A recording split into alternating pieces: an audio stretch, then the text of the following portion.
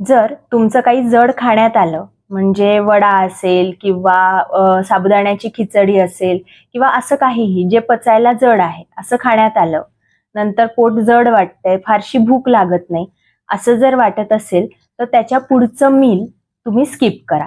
म्हणजे दुपारच्या जेवणाच्या वेळी किंवा जेवण झाल्यानंतर जर तुमचं काही जड खाण्यात आलं असेल तर त्या दिवशी रात्रीचं जेवण हे स्किप करायचं, रात्री चक्क लंघन करायचं. तरी पण थोडीशी भूक लागू शकते. जर अशी भूक लागली तर साळीच्या लाह्या खायच्या किंवा हिरव्या मुगाचं कढण घ्यायचं.